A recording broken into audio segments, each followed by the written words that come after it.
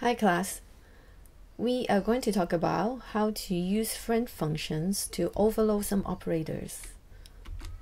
So using the equal money1, money2 to call our friend function to decide if money1 and money2 are equal are okay, but a little bit tedious, and also it's not like the syntax that we are used to, because when we compare two integers, for example, we can use the equal, and so we want to figure out a way to be able to use that syntax because we are used to it, and it's convenient, so on.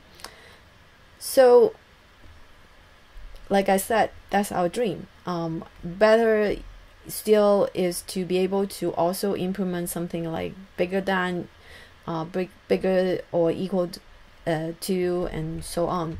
Also, if we can add to money and into another money, like money1 plus money2 equals to money3, that would be very convenient, right?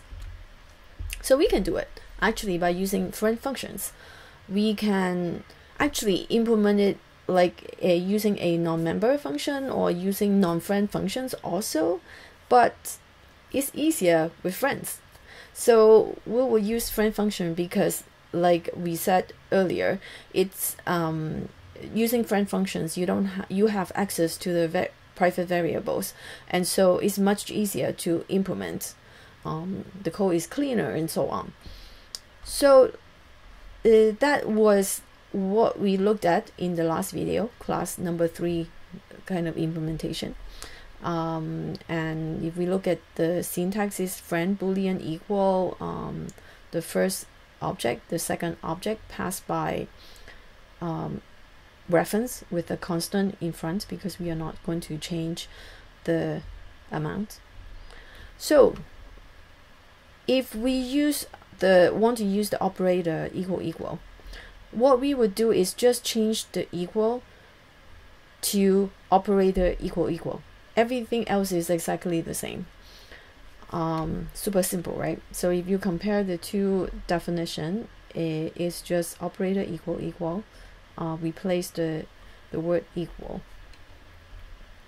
and then in the implementation it's actually exactly the same, nothing changed. So we are going to look at it in demo. Here this is where we are starting. So we have implemented the money add function, we have implemented the equal function. In the add, we would return money. That's what we expected. Money1 add money2 equals to money3 and is returned.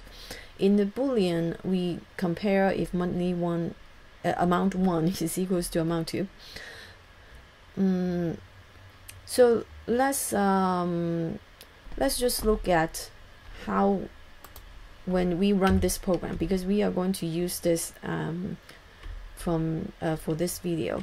So when we run the program, it said enter an amount of money, and so I say okay, I want to add 5.04. Then what it does is it say your amount is 5.04, my amount is 10.09, one of us is richer, and then it add up the two numbers, 15.13. So the code will be there for you to see in our module. If you want to look at the code, right now we are just calling, we use the my amount 10.10,9, or that's the program's amount, and your amount, which is what we input, we go through cin. So I think because we are going to look at this functions in depth later on, so I'm not going to talk too much about this one. let's just see that we actually call the equal function and put in the two amounts, and then later on we actually also call the add function to add the two amounts. So let's see how we can change it to overload the operator. So like I said before, what you do is you just change the function name add to operator plus, and then for equal we just change it to operator equal, and that's all we are going to do. And so to not have to type it again, I copy and paste and put it in here. So add is changed to this,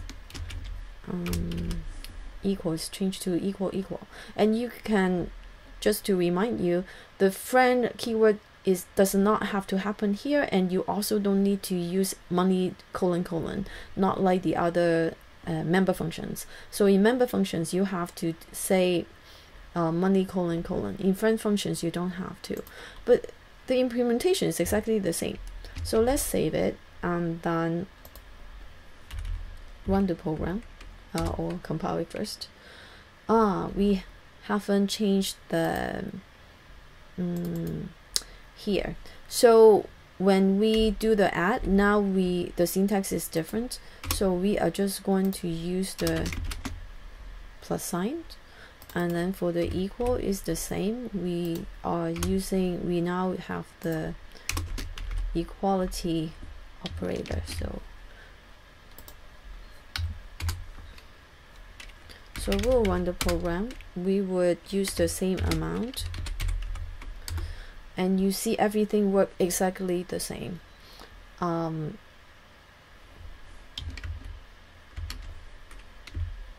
So to recap, I just show you how we are overloading the operators using friend functions. That's not the only option to do it, but it's a nice option because it's much easier. We are using that's what I actually wanted to show you, is that we are using the AuthSense, right?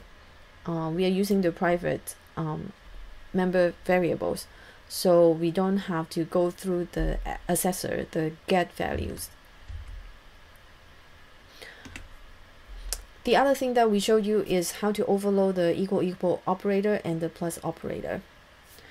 Next video we are going to see how to overload a unary operator.